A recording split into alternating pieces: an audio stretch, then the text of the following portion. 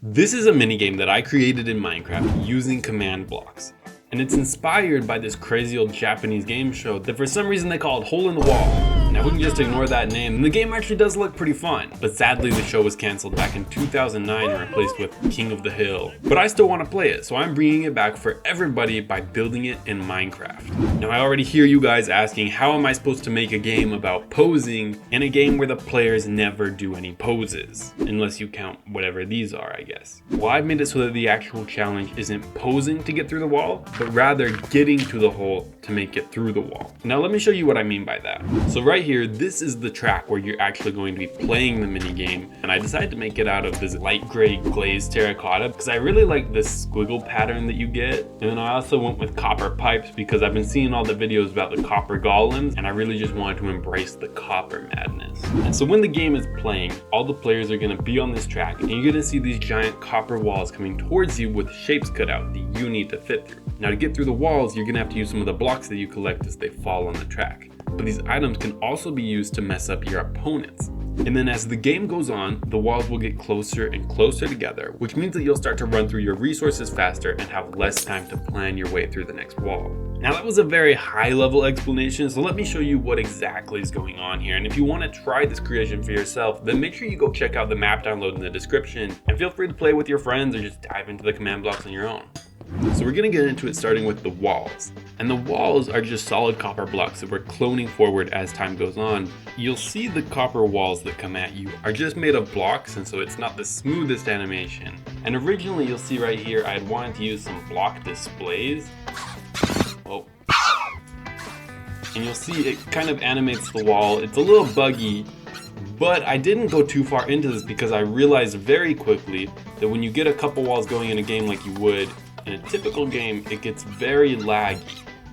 Now, I think I have a decent computer, but I am already seeing the frame rate drop. So obviously I couldn't go with that option. And if you're curious how this all works, it's actually just one simple command that looks like this. And it's just testing for if there's a block right in front of the command block. And if there is one, then it summons a fox. And this is kind of cool because we can draw any shape we want to right here, and it will be replicated with the block displays. So you see I've kind of punched out a smiley face here. And in theory, if we turn it on, we should see something of a smile come out the other end. Not really. I feel like it's a cool idea here with potential, but it was really just not going to work in this project because it would get too laggy.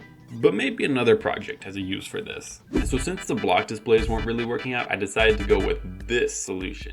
And it's a bit of a brutal solution I found here. What this giant copper box is that each one of these layers is an individual wall that we can clone into the actual game. So for example, if the random number generator landed on a 3, then it would clone this slice of the copper box onto our track, and then you'd have to make it through that obstacle.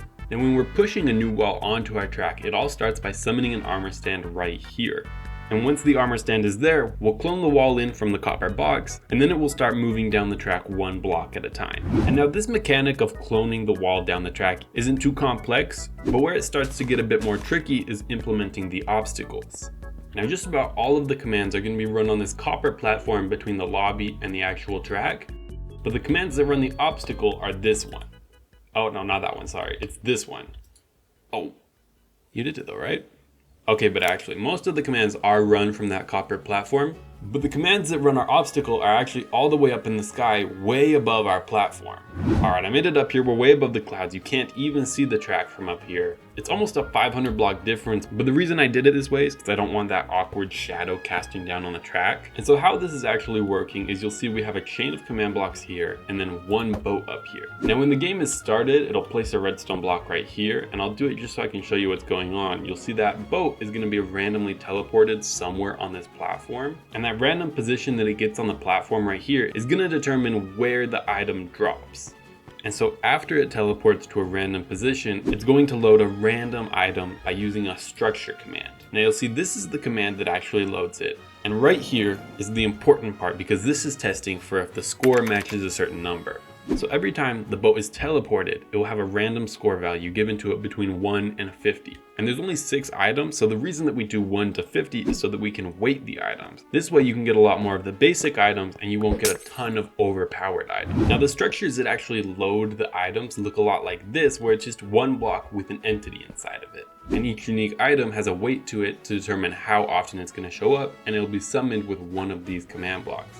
And at one point I had a snowball in the mix of items, and I decided to remove it since it didn't work when you turned PvP off, and it also did essentially the same thing as a breeze ball, which is already in the game. Or I think it's called a wind charge actually, I always confuse the name. But as you'll see, there's 2 commands here at the end that summon a breeze ball. And that's because the snowball structure is no longer in use. So if you wanted to add a custom item, you could simply drop it in a structure, rename it right here, and then put it into one of these 2 command blocks. Now the reason I decided to add all these items was to spice up the game, because the track is actually pretty long, and even in a full lobby, almost every player can have enough space to get through every wall without too much friction. And it made the game a little too peaceful. And so I added all these items just to add that little bit of chaos I like in my games. And so the first one I added was gravel. And the gravel is really just your building block, and so it's very common and very useful. You can use it to tower up to any hole that's a decent ways off the ground, or you can try and use it to block people from getting through the walls, but absolutely nobody's gonna get hit by that because when the walls come through, it just deletes the gravel. But that's exactly where my second idea came in, and that's the copper grate item. Now this item is a decent amount rarer, but it's unique because when you place it and the wall goes over it, the wall will pick it up and it will move with the wall, which means that you can use it to block off holes or create a one-way pathway so that only you make it through that part of the wall.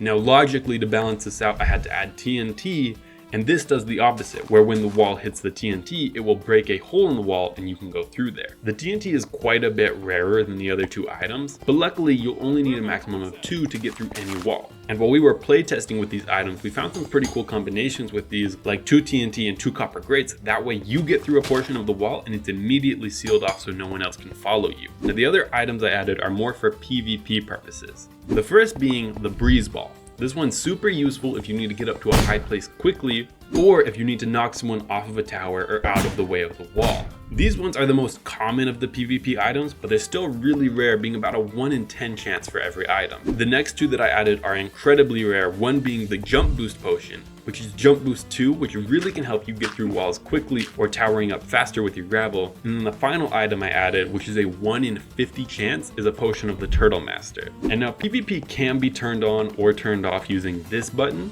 but where this one really gets devastating is with that slowness 4, because towards the end of the game, it can get very fast paced, and having slowness 4 can just be rough, guys.